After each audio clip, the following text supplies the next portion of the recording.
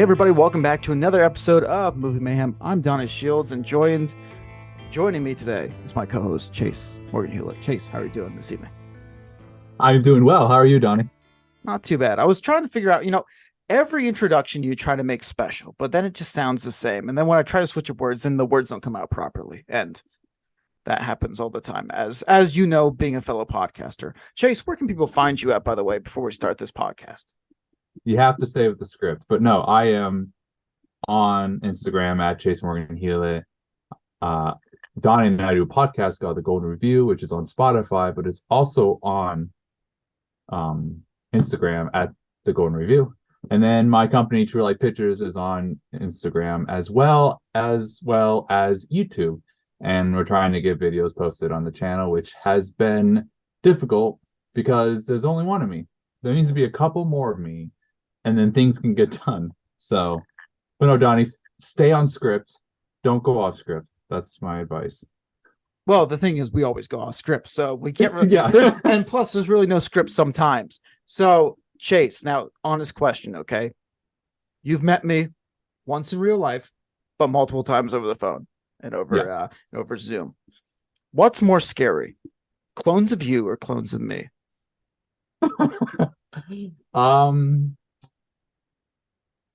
I would say clones of me because I can handle you. I sometimes can't handle me. That's just the truth. I have so much energy. Sometimes I feel like my energy would not be good if it was cloned. So I'm going to go with me as well. So, you know what? It's fascinating. I thought for sure we'd say each other, like, the opposite. But really, I feel like we know our worst enemy, and our worst enemy is us. It is. That is so true. But hey, think about this. If we each had clones of ourselves, we would get so much done. Not just for ourselves, but for each other. Oh, we'd get everything would be done. It'd be great. There'd be a clone out Montana. There'd be a clone out Missouri. The only problem is we can't clone the film equipment. So we'll still be sharing the equipment on the same. Could you picture four of us living on the same salary, though? Because we can't clone the money either. But I guess the money would come as like the production end. It would come because there's more of us. True. And then we got doppelgangers out there for the other realms that would probably be like, we clone ourselves and they'd be like the laziest versions of us. So Chase, definitely off script. So Chase, I've heard that you went to the theaters lately and saw a film. So do you want to open up about what film that was? I did go to the movies, and it's funny. It's an hour away from where I'm living, so I don't get to go as much as I want to. But I did see a movie, and it's The Creator. I saw that in theaters. It's the director of Rogue One.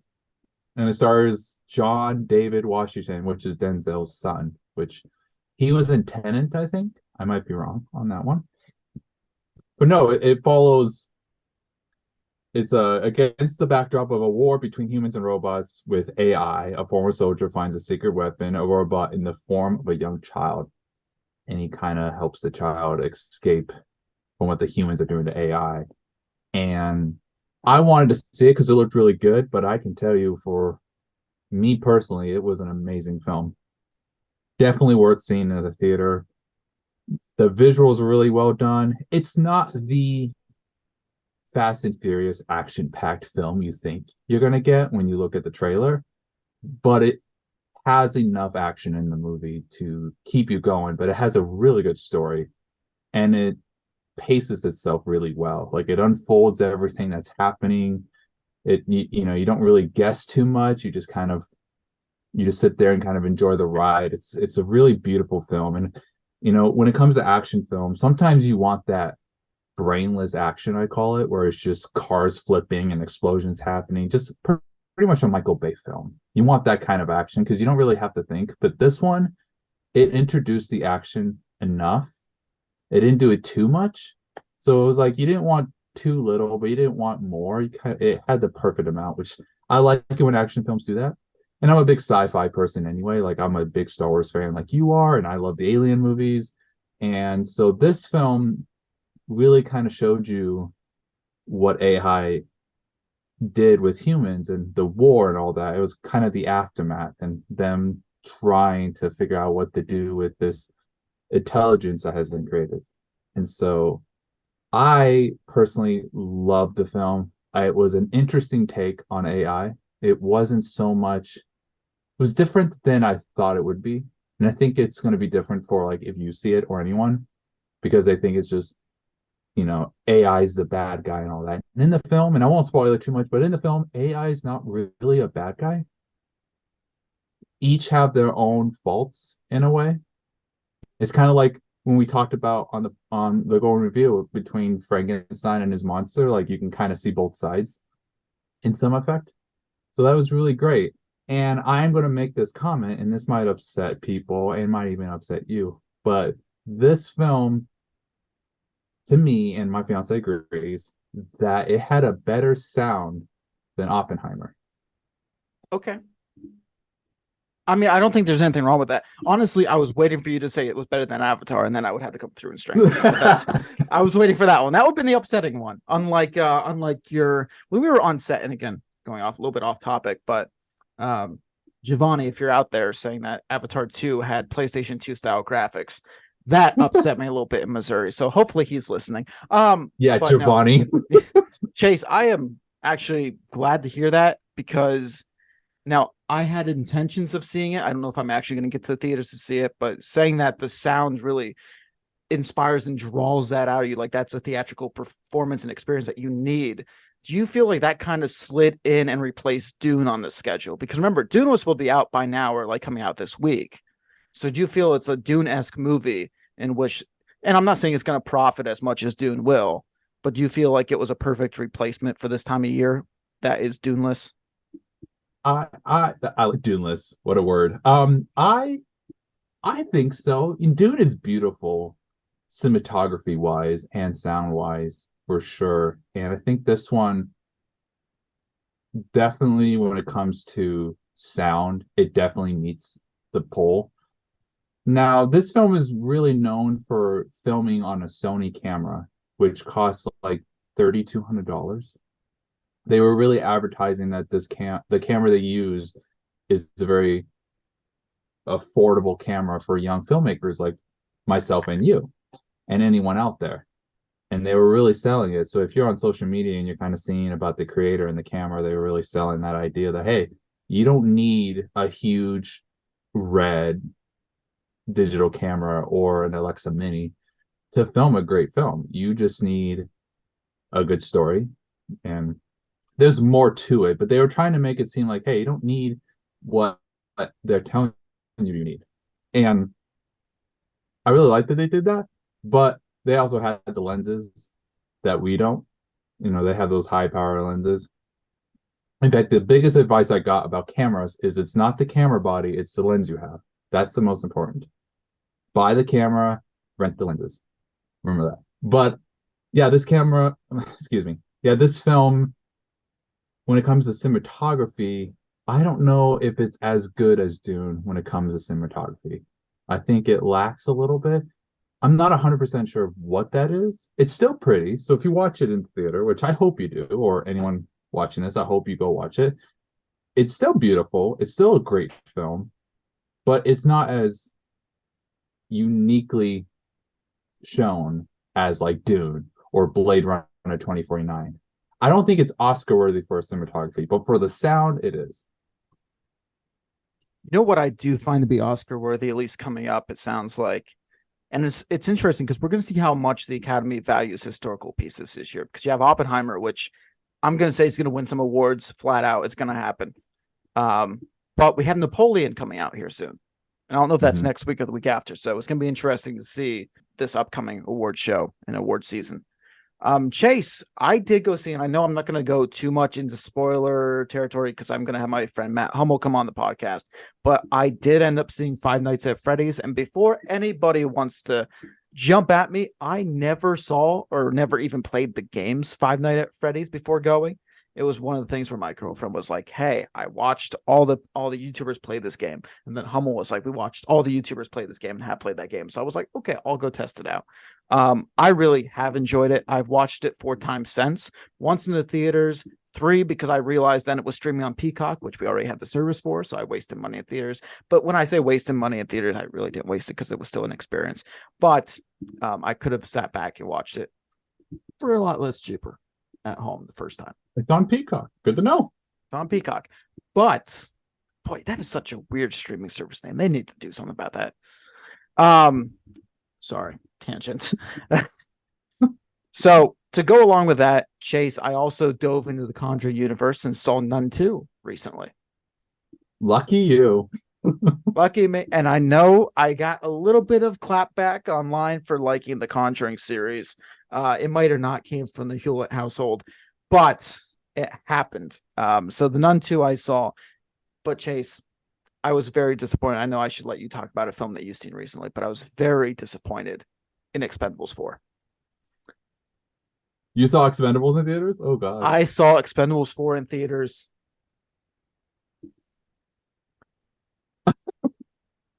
They're getting old. They're getting pretty old. Well, it wasn't that. It was okay. And did you watch it? I have not watched it. No. Are you going to watch it? If you want to spoil it, you can. Okay. Audience, I'm spoiling it, putting this in the comment section, or putting the, yes, whatever that thing is. We're putting the banner down below. Chase. Stallone, of course, Stallone finds a new team. We knew with the whole Terry Crews situation, he wasn't going to be in it. And we know that there was a lot of other stars that were rumored not to be in it. So you have this whole new cast of characters. You know, you got the Megan Foxes of the world and stuff. Stallone is in it for literally 10 minutes. 10 minutes? 10 minutes.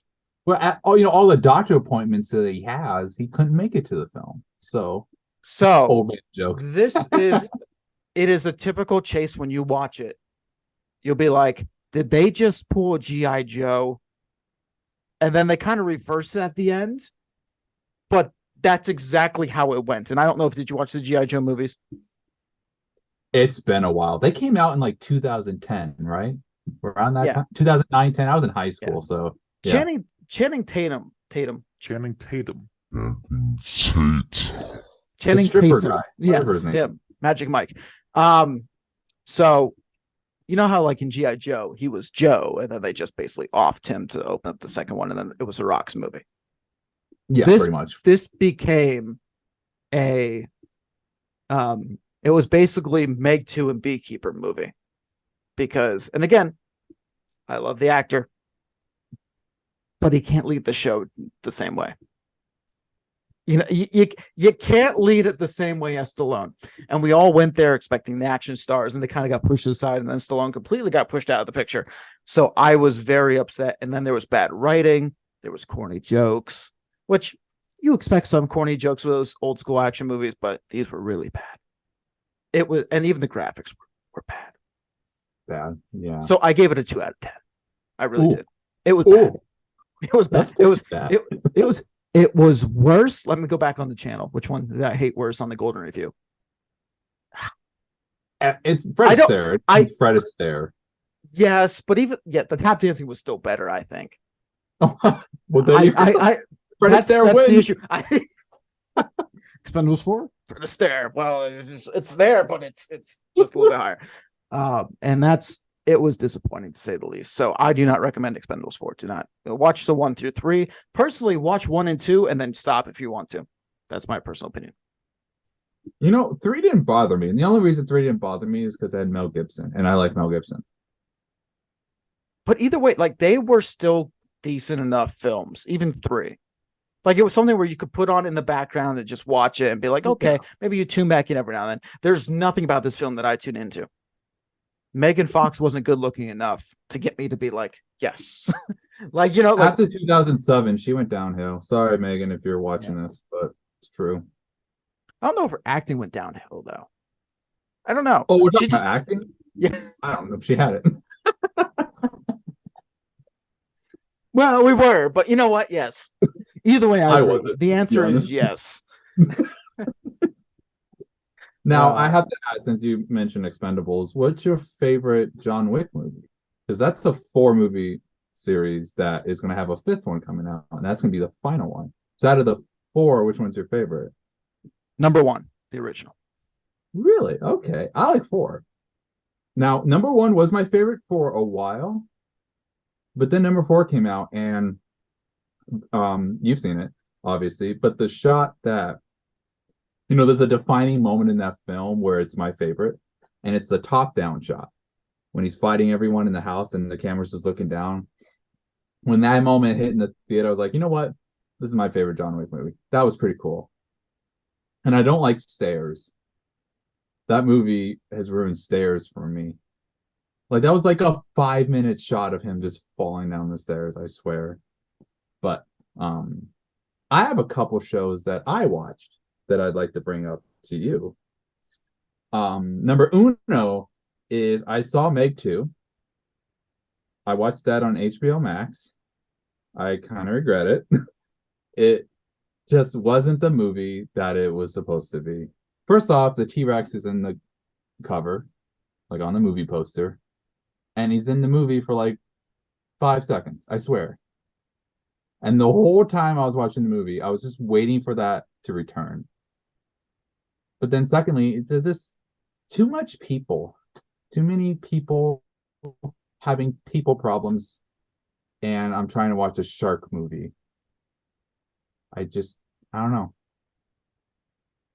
It just bothered me. I don't know what you thought of the movie. Now, the jet ski part, that was pretty cool. I'll give you that. Like, that was a cool scene. He did his own stunts. You know what, Jason? Gold star for you. But the rest of the movie, I just did not care for. T-Rex has much screen time as Stallone did in Expendables 4. Okay. Actually, I'm gonna be counteractive to this point because you look at Rotten Tomato scores for a movie like this, and it's also one of those movies that you don't expect a high like 90s, 80s, 70s% rating. Like you don't expect that with a film like this. It's kind of like Cocaine Bear-esque. I actually enjoyed the Meg 2 because I thought it was something where I could sit back, turn off my brain, and just be like, okay, we're in for whatever BS they're going to throw at the wall. And I enjoyed it. Now, again, there's different levels. There's Cocaine Bear, which I thought did it the best so far this year. Then there's the Meg, which is like, okay. And then there's Strays, which is at the complete bottom of my list. You didn't like Strays? I didn't like Strays. Oh, it was awful. It was bad. It was bad. Okay. There was which again, you know what I love about movies and opinions, and like everybody's their own little different taste, because everybody can walk in. I had a friend that walked in. He saw it 4 times in theaters. He took all of his friends to go see Strays. He was like, yes, yes, yes. And I was like, bro, you're probably in like the 10 percentile that like this film, but congratulations, because that's actually okay. Because there's nothing wrong with it. I mean, regardless if it bombs or not, it's still one of those things like, and I look back at, and I always reference this, so I apologize on the channel, but Battleship is one of my favorite films that I could just, every time it's on TV, you just got to watch it. You just got to watch it. It is bad beyond belief, but it's also like a comedic kind of like nice bad, if you know what I'm saying. Like there's the you can't even call it quality because it's not a quality film, but it's one of those situations where like you find it to be like entertaining. I think that's the way I view it. The background films for me are more comedies than action. Like, one of mine is like The Big Lebowski. I could put that, behind the scene while I'm doing something. I love that movie. And there's a lot of people like my fiance that doesn't like it, doesn't understand it. And she's like, why is this funny? I'm like, because it's hilarious. And I can quote the whole movie. It's the same with the movie Snatch. And I made you watch that with me. I think that movie is hilarious. In fact, that's probably one of my favorite comedies. But the whole time I was watching it with you and Christian and Mike and Kat and everyone, I don't think any of you laughed. I was cracking up at everything, and everyone was like, what is this movie? But I thought it was hilarious. That is a fair statement. I mean, there was a few times that I laughed, but Mike never laughs because Mike's just stone faced, NPC looking. So I don't expect it from him. Yeah, I mean, but also I'm kind of surprised though, Chase, that you didn't pick Gone with the Wind as your background, because you're talking about comedy, but then there's like Gone with the Wind, and I would have expected that from you. It's a movie that inspires me to make movies, and it's my favorite. If that movie's on, I'm watching it. No, nothing. A tornado can go through the house. I'm watching that movie. Every chance I get, I will watch it. He is locked in for 5 straight hours. It doesn't matter. It's a great movie. It is. Oh, Don't get me started. The other thing I watched new, and I'm kind of behind on this one, but when I had a chance to watch it at the time, it wasn't Halloween. And I was like, I want to wait till the October month. So last month, I got to watch it, and that is Wednesday on Netflix. I actually watched all of that, and I actually really liked it. Now, I'm not a big fan of the Halloween vibe. My fiance is the definition of the Halloween vibe, but I am definitely not. But I do have to say, I think Tim Burton did a great job with Wednesday. From some headlines I've been reading, it sounds like the main actress is not returning as Wednesday Addams, so that's pretty sad to say. But I thought the show did a really good job at, pulling you in, and you were really guessing on what was happening and who was the bad guy. And I would like to say that I was partially right. It was funny because I guessed partially right, and my fiance guessed partially right as well. So together we guessed what happened at the end. But have you seen Wednesday? Did you watch it? I have not, full disclosure. So, of course, you grew up with Addams Family TV show, back in the TV land days. But also, I had gone to see, there was a local school that put on the play of the Addams Family. So then it kind of like, I saw it earlier this year, and I was like, what, I should really try the Wednesday series. I just haven't, but I've kind of been leaning towards maybe I should. So I will take that consideration.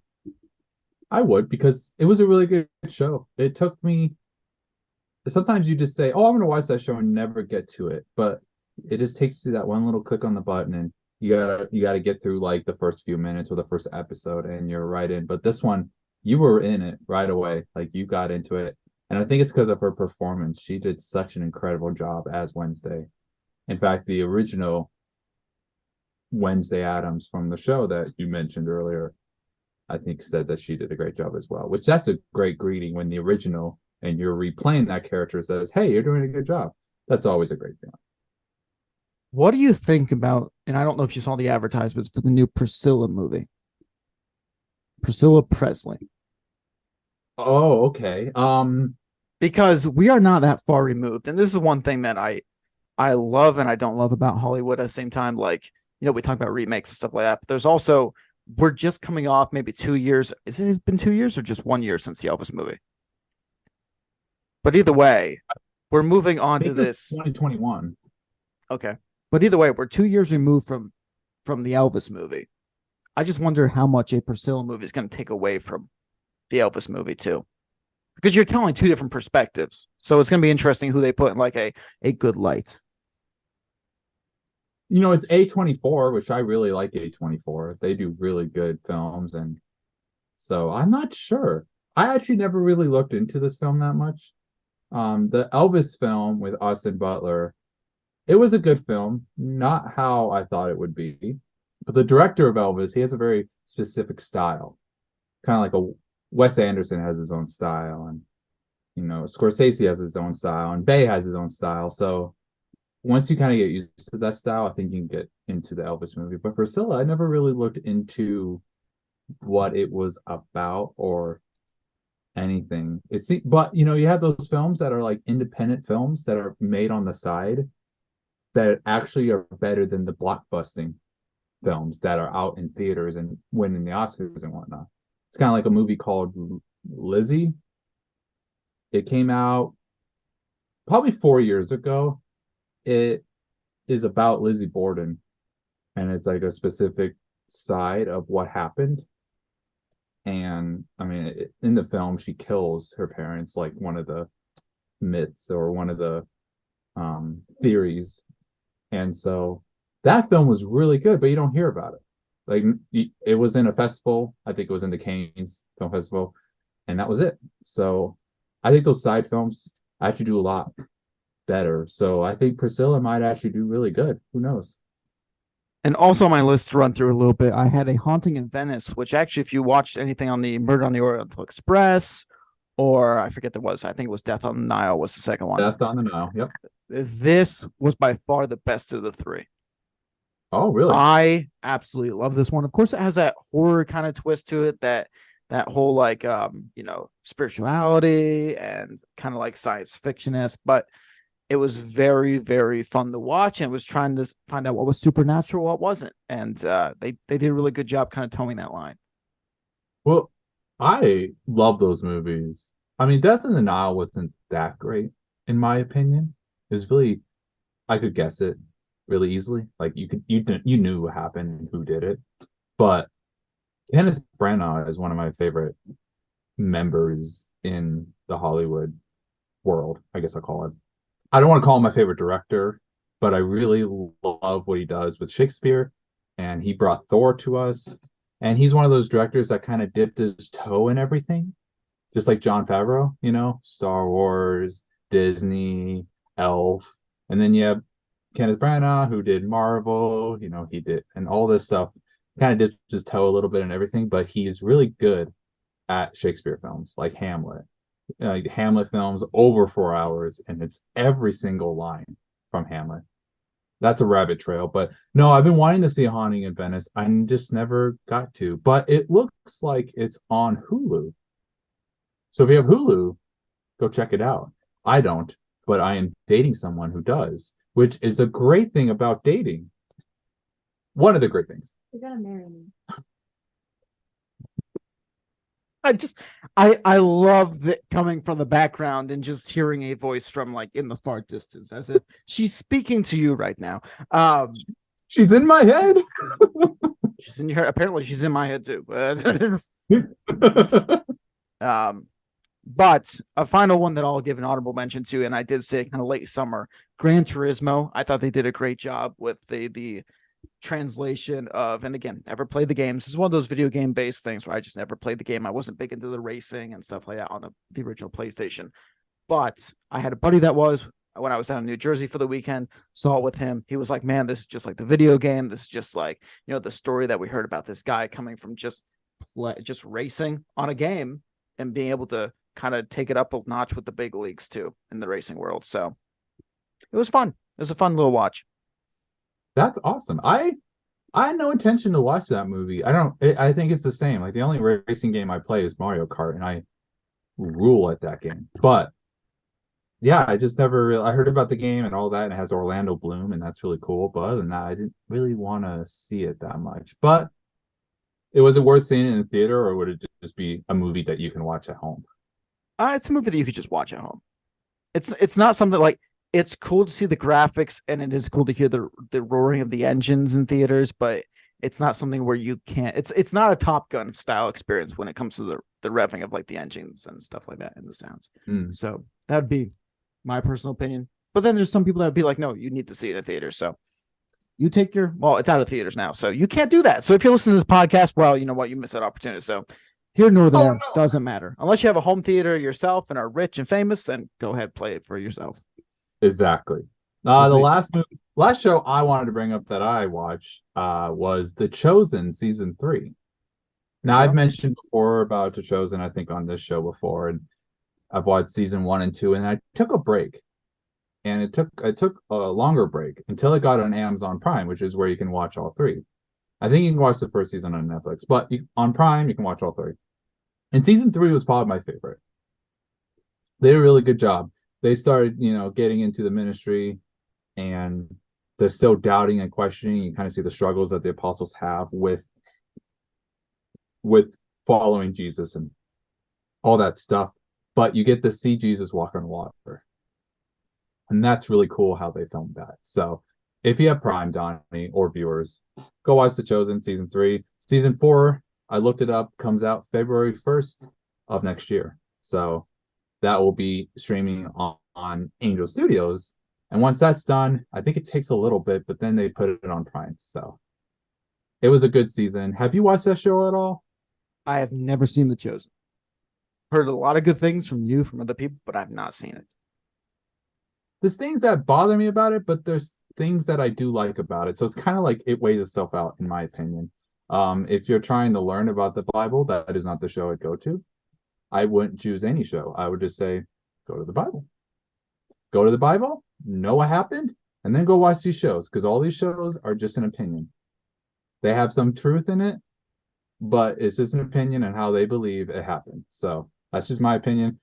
But overall, they did a really good job with this season, and I'm excited for the next one. And Sound of Freedom, by the way, is also on angelstudios.com, and it is also on Amazon Prime to purchase or rent. So that's also big because there was a big dispute whether it would be on Amazon. So that is a win for Angel Studios and a win for us all. Did you watch Sound of Freedom? So I did not yet. I know that that's been one of those situations, and since I saw it today on the TV, I'm going to be like, well, I'm buying it. Now the question becomes: do you buy it from Angel Studios and watch it, or do you buy it from Amazon? I mean, either way, it's money towards the studio, but conflict. Yeah, I mean, gosh, I would watch it on Angel Studios. My opinion. That's what I was thinking as well. But for the average person that is scrolling through, that's looking for a good movie to buy or rent, that it has good stars and reviews, it's good that the average person can actually see like a Christian-based film.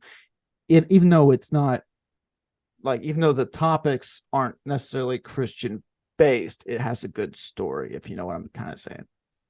But it doesn't beat you over the head with the Bible, but it tells you a realistic side of what's going on in the world today.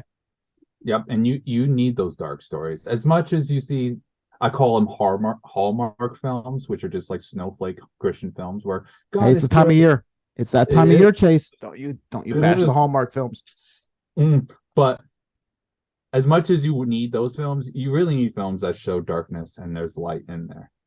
That you show that God is with you even when times are tough, and I mean really tough. Not like, oh my gosh, my boyfriend left me. No, it's like, you lost your house, your dog got hit by a car, like horrible stuff. I like that losing your house and your dog getting hit by a car is the things I went to, but those are horrible. So, yeah. I mean, I care about the dog, which is why I chose John Wick 1. But okay. Yeah, true. So, Chase, we're going to end today's episode since we only have a few minutes here left.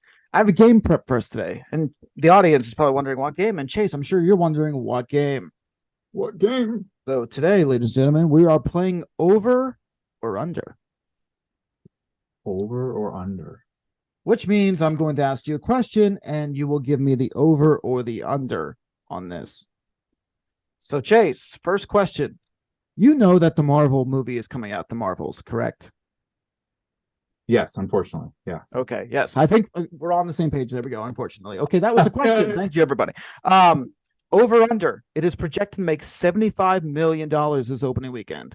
Will it be over or under 75 million? I think it'll be under. I think 75 million. Yeah. On the opening weekend. I bet it hits 50. 50? I think it'll hit 50. I don't even know if 50 is good. I have not heard anything good out coming from like this film, from the fans, from Reddit specifically. Nothing good coming out of the internet from this. I'm going to say under as well. I think 75 million, the projection, too high.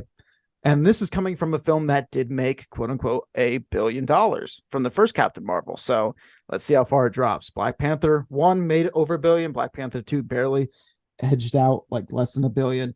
This one I feel is going to be a big, probably $500 million difference between the two. So, Chase, we are on the 114th day of the actors' strike. Okay. Will the actors' strike be settled over under the 200th day? And the 200th day, I have this calculated, by the way, Chase, will be February 1st, 2024. Oh.